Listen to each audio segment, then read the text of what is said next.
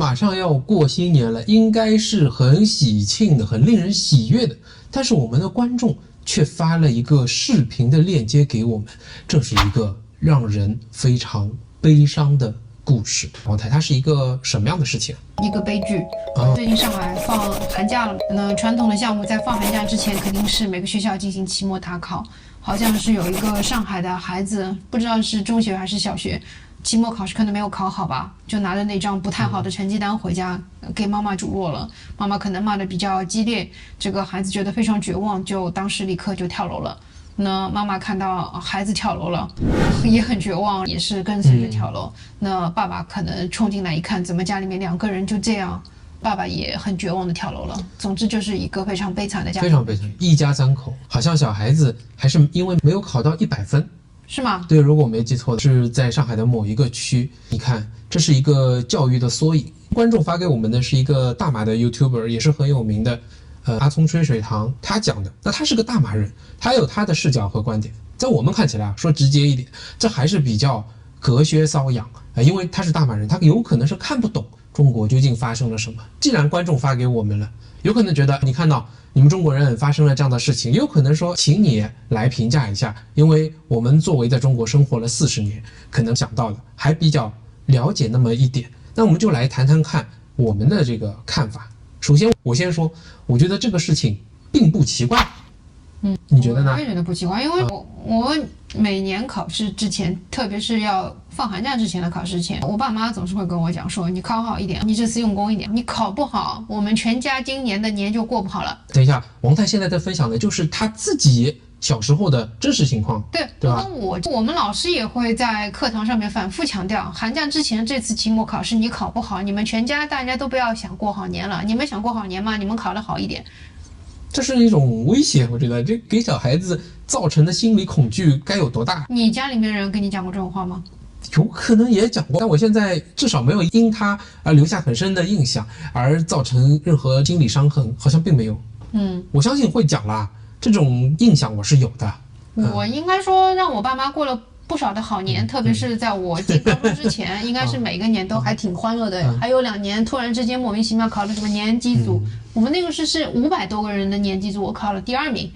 这是我人生的高光时刻。进了高中之后就进入了无尽的深渊。我发现一个问题，我们的中式思维，他把你考试考得好和你有没有努力直接关联上去了。爸妈他的第一反应，你考得不好一定是你不够努力，所以你的考试成绩是你努力向你父母证明我是在努力读书，我没有偷懒的一个唯一的渠道。有没有考好的，因此也没有把年过好的，或者因为没有考好，父母也很生气。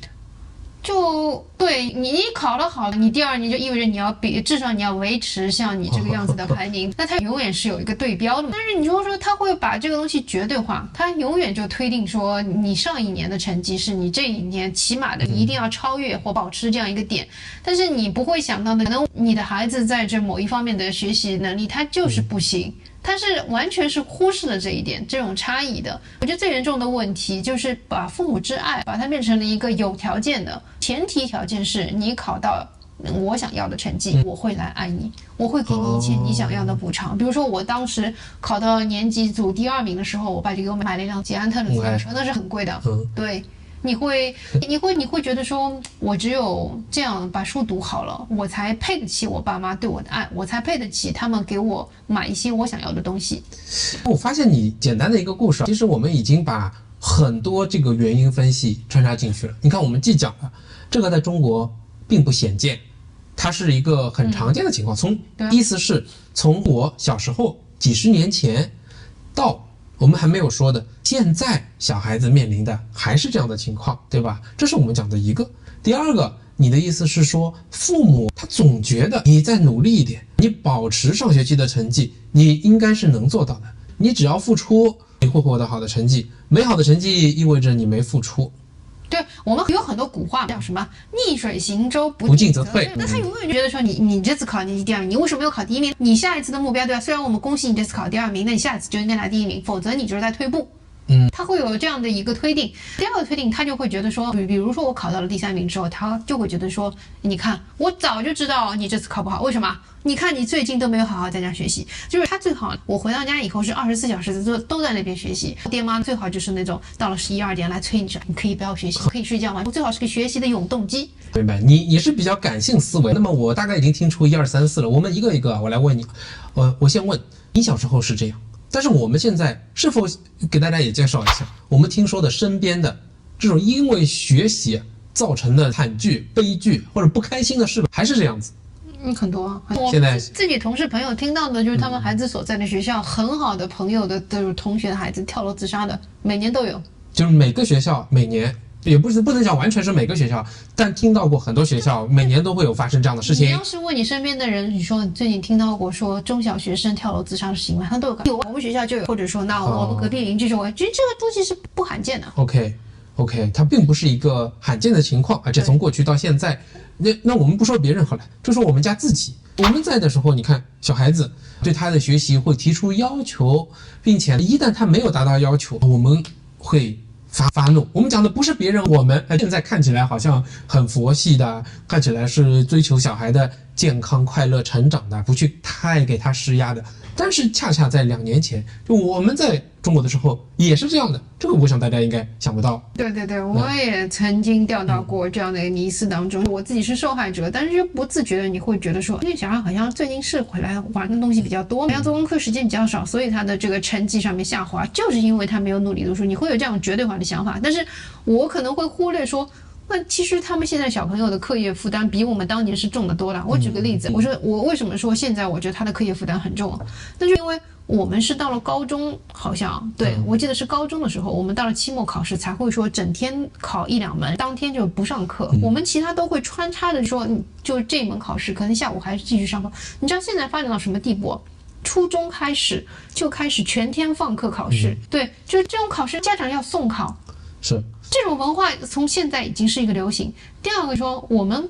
初中考到高中，就好我记得是6门，语数外、物理、化学，还有什么生物。现在不是啊，他把什么10个，对，他把物理化学里面的实验都拆出来了，就实验考试1个分数，机考又是1个分数，生物考试什么显微镜考试就加起来，这好像中考之前的大概前2个礼拜，不停的家长要去单独送考，让孩子去考，还有体育成绩难度就已经很高了。对，你看我们刚刚讲的现象，在中国历来如此，我们是这样，别人是这样，以前也是这样，现在我们算是一个原因分析。小孩子真的是累。而且我想要补充，这个累是线性成长，是越来越累。他跟我们以前比，你看现在小孩，如果是小学的，你去问他9点钟能睡觉吗？如果是初中生，你就问他11点左右能睡觉吗？一周能够休息几天？你就会知道他们的压力其实比他们的父母上班的这些成年人是不会小的。他们早上有可能要6点钟起来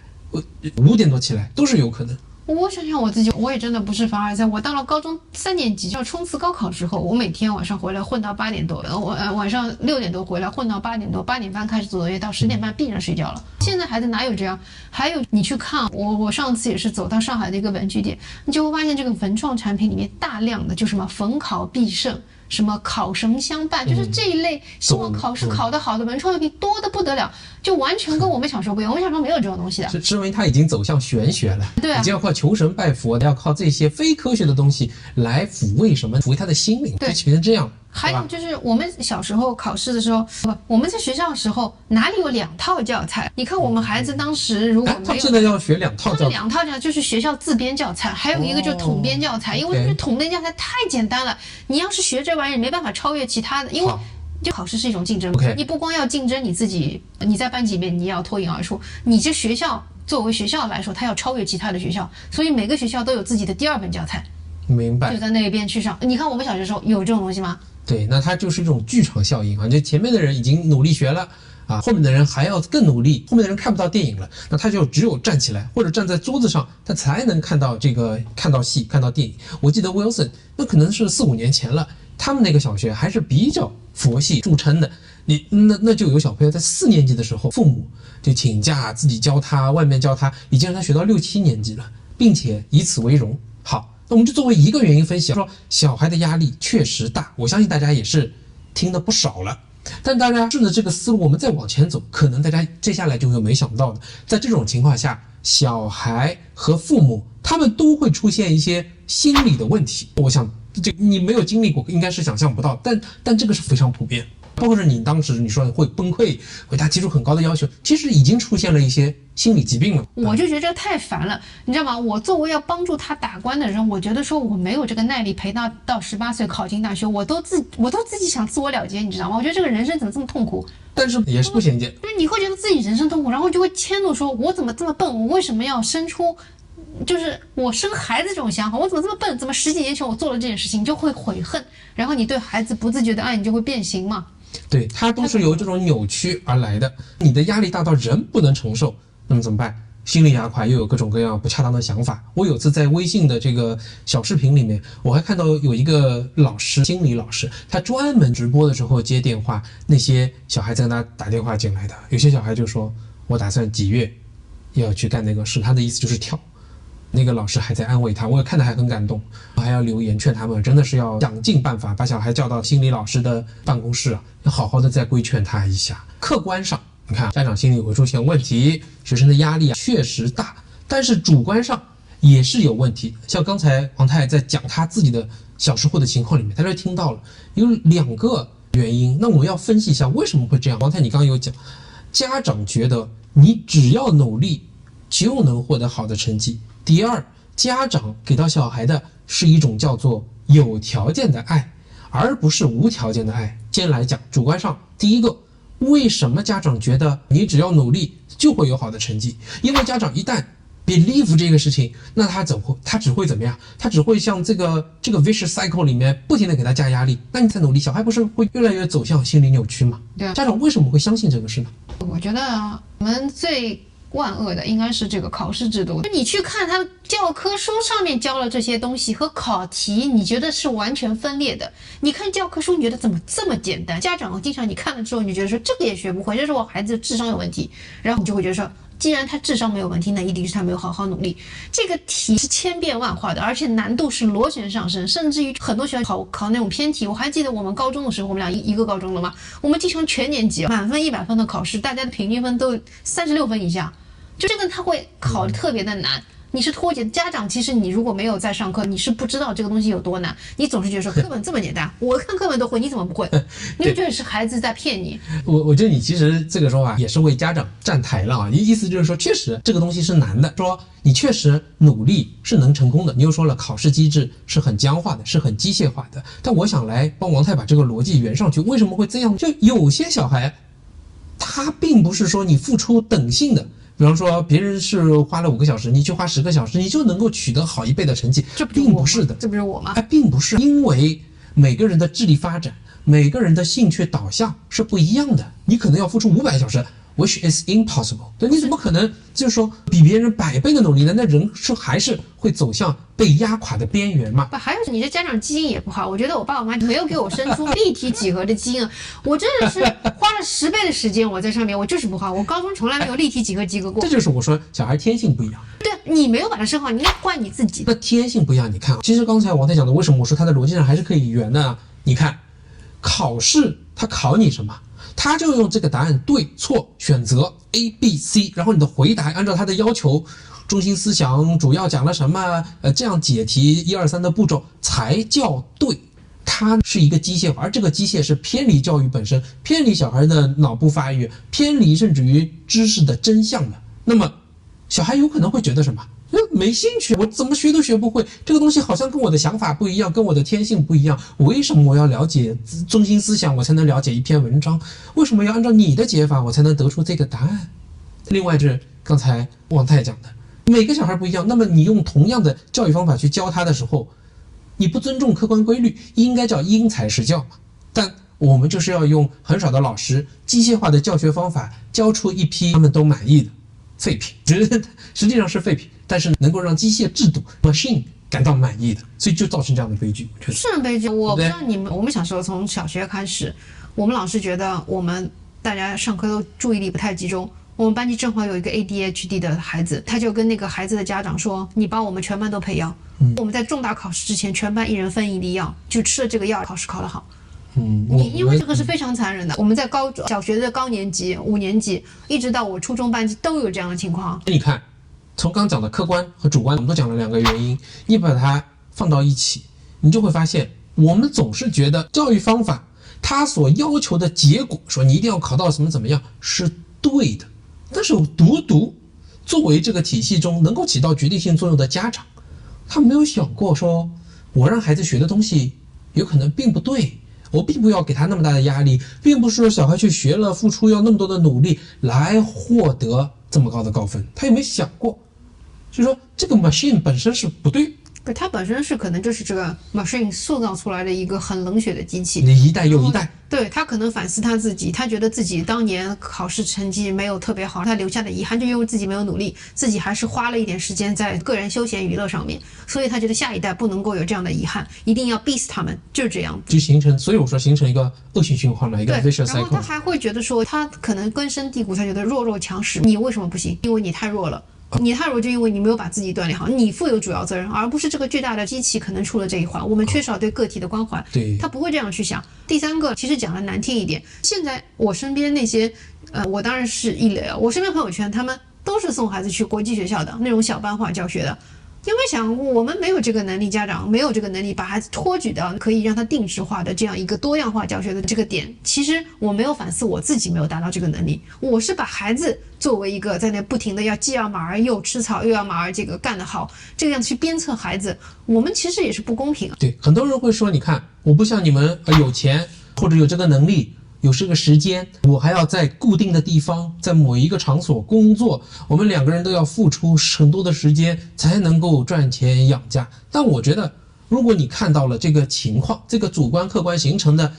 每个人都帮助这个体系在运转，在往恶性循环走的这个情况，就至少可以做一个事情，从你开始去吃红色的药丸，你不要再把小孩往死路上逼了。我觉得这个是至少是有些人可以做的。对，不然以后很有可能就是这种悲剧会一而再再而三的这样一个重演。那我相信，当然有些人可能反对啦，说你看我们小孩觉得很好，很有乐趣，很开心。是的，那我觉得我们也会为他们开心。我觉得是对的，在这个体系中，你总有20%的孩子他能够适应这样的，他也能够享受，他能够获得满意，他能够学到东西，我丝毫不怀疑。但如果一个体系使得大部分人，不信你随机抽样去问我们身边，去问这个你所了解说那些人，你们的孩子是否压力过重了？小孩你就问他说，你是否觉得很累，很没有希望？如果大部分人都觉得这样的话，你不觉得是这个系统出了问题吗？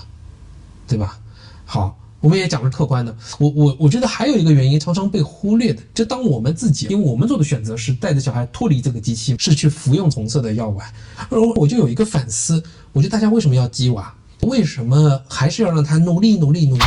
是因为大家有可能会觉得这样做反而简单，像我们讲，你给他加压力就好了，让他再多报一些班，多做一些习题就好了，反而简单。同时他这样做，家长也真心的觉得他会重复我未来，他会找到更好的工作，他会进入事业单位、政府部门，他能够养老，他能够获得更好的福利待遇，他真的觉得这条路是一条宽的路，是好走的路，有希望的路，有保障的路，他才会这样做。其实你带他脱离机器，脱离体系反而更难。举例来说，比如说我们原先带小孩，他也在中国念着小学，如果让他不要这么忙，不要做那么多卷子，不要参加的学校这些，那他多出来的时间，你让他做些什么，确保他的身心灵健康发展？你就比方说回到过去，你会怎样做？但是人必须要有自由发展的时间。就像我这个样子，我也爸妈逼着我学习，但是我有大把的时间去摸鱼、看了小说。我不也发展出第二爱好吗？我当年能够考进大学，不是因为我成绩有多好，是因为我拿了作文比赛的1等奖，我有很多加分。对啊，那你看你发现你的爱好，阅读、烧菜，这都是像包括说Wilson现在也是烧菜。我的意思是说，空气和时间多出来以后，更难的一个情况是，你要让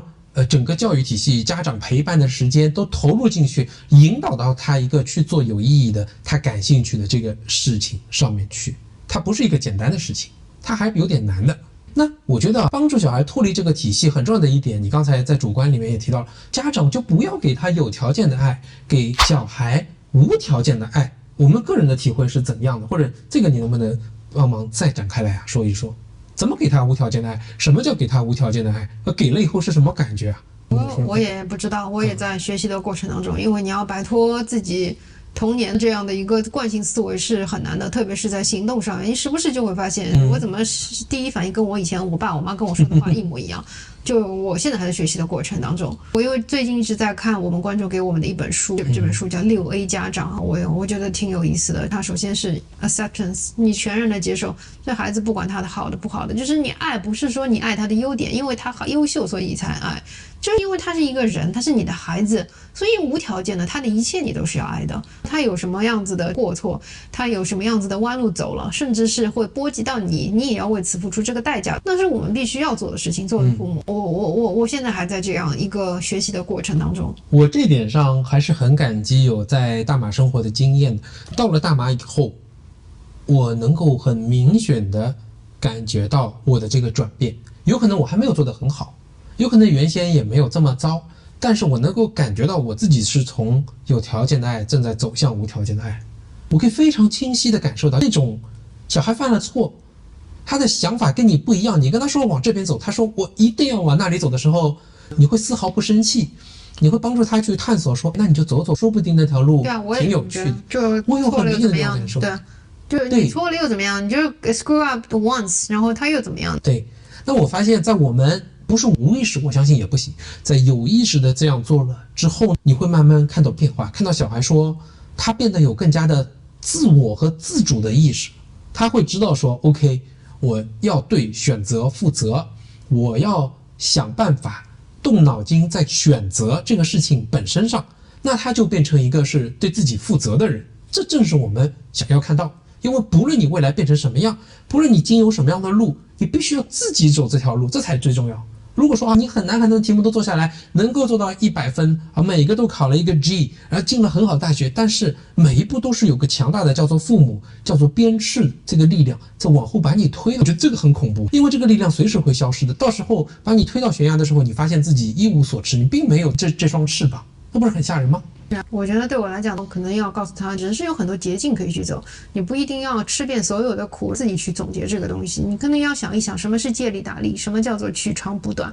而不是成为了一个什么都很优秀，但是你把自己折腾得很累的人。我是希望他能够学习这一点，所以我也经常会给他看，什么时候要懂得示弱，什么时候要懂得通过示弱之后和别人的团队合纵联合，成为一个 teamship 这样的一个理念。我觉得这点是我比较重要的。OK。那阿聪这个节目他最后得出一些什么结论吗？我忘了。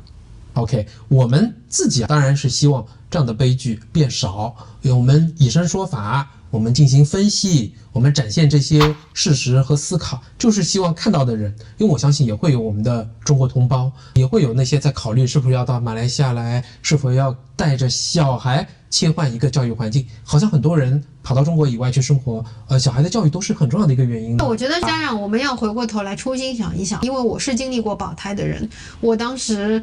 怀着他吃了大量的药片，不停的打针，打了2个多月的情况下，我当时只是想我能够把这个孩子生下来。然后呢，保胎成功之后，在他没有出生之前，我就一直在想，我希望他不会有什么很严重的遗传疾病，不会是一个自闭症的天生的这样一个患者。但是你把他养出来之后，感觉自己越来越贪心，你会觉得说我好像觉得他这方面挺厉害的，我要让他更优秀。真的，我现在再想一想，如果我还是当时要保胎很忐忑，都不知道他是不是活下来的这样的一个心态，很多事情我就不会去做了。因为对我来说，孩子生下来他的生命很重要，是他成为一个人，让他成为一个平平安安健康的人，其实就可以了。那我们就应该多去思考一下终极目的、初始目的分别是什么。一个好的情况是目标应该是不能变，但你的方法调整一下，来帮助比如说对我们家来讲，就是要平平安安、开开心心，让小孩对自己负责，并且不要跟我们一样，最好是跟我们完全不一样，我们觉得就达到了教育他、养育他的目的。是的，另外一个角度上面来讲，就是说世界已经这么乱了，如果我们的家庭还不能给他一个无条件包容的爱，让他知道我们这里是一个港湾，爸爸妈妈永远会用我们自己最大能量去托举他，那真的太残忍了。这才是追求中年人的幸福。希望给大家一些抛砖引玉的想法。我刚想说呢，就是说我自己还有个小小的目标，就是和 Wilson 在20岁的时候还是朋友，这个是记在我的 bucket list 上的，所以我也一直跟大家讲，我们争取往这个目标去。如果您也是这么想的，不妨想想看，为了达成这个目标，你能做什么？你现在每天打他，这个骂他，我相信这绝对是达不成这样的目标的。当他长大，翅膀变硬的那一天，一定是想尽快的离开你，离开家。到时候你会不会想，这孩子白养，还要怪自己，还要怪他，